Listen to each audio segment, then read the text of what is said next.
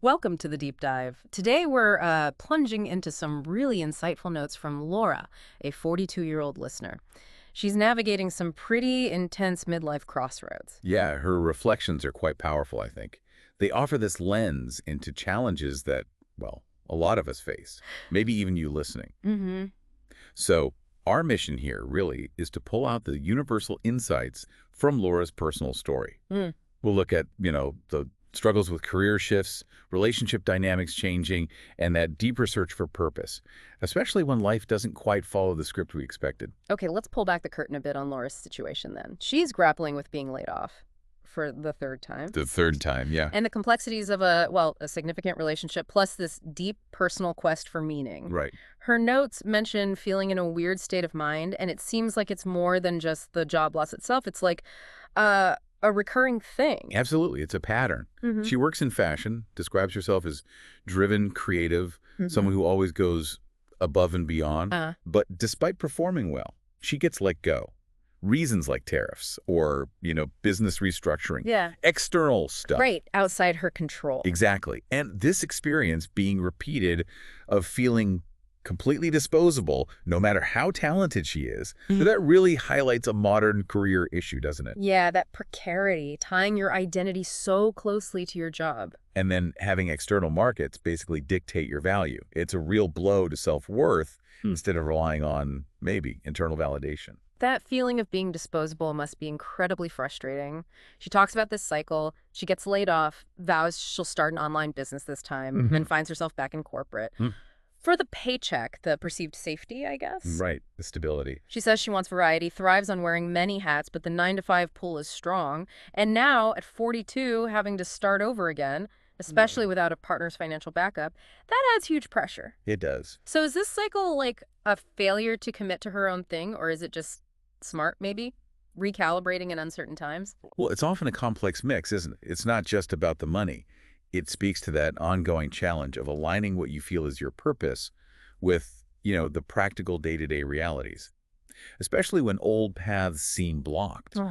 It's that tension between wanting what she calls a portfolio career, diverse, interesting work, and needing that baseline stability. Yeah. For Laura, these career restarts directly hit her sense of purpose. Yeah. Where do you find meaning when your professional identity feels so fluid? And it's not just the career front, is it? There's this significant relationship she's also grappling with. Right. She met her boyfriend about a year and a half ago, describes it as a cosmic connection, her first really serious adult relationship. Which is significant in itself. Yeah, and they bonded over the shared vision, apparently, an unconventional, nomadic lifestyle, maybe moving abroad, a tiny home, anything but the standard suburban life. Okay, but here's where it gets interesting. That disconnect between the dream and the execution. Well, they envision this grand future together, but they seem stuck on the tangible steps. Laura sounds more impulsive, ready to jump in, talking about moving in, saving money together. But her boyfriend, he's described as more methodical.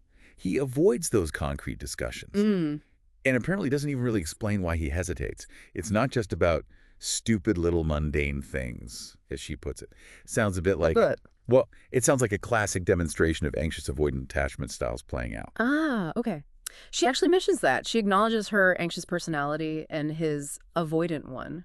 What does that mean for them, practically? For Laura, being anxiously attached, stress probably makes her seek closeness. She needs communication, resolution, reassurance, wants to move things forward. Okay. For him, being avoidant, stress likely triggers the opposite.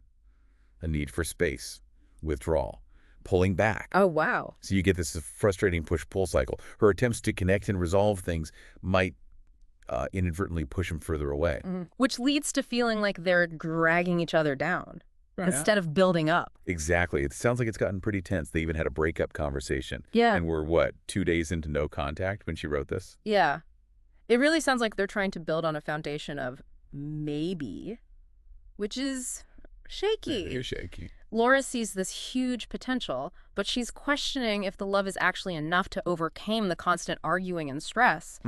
She doesn't want to waste time on something that isn't right, but losing him, this person who felt like her best friend, who shared that future vision, it's clearly painful. It is. And potential. Well, potential isn't always enough, is it? Yeah. Not if there are fundamental differences in handling life's practicalities or emotional intimacy. Laura's situation really spotlights that midlife reassessment of what actually works for me versus what I hoped would work. Yeah. And when those traditional markers, like a steady job or family structure, are maybe shaky or changing, the need for stable, supportive relationships feels even more critical. So wrapping up, Laura's story is such a powerful reminder, isn't it? Midlife can bring this confluence of challenges, career shifts, relationship question, that big purpose question hanging over everything.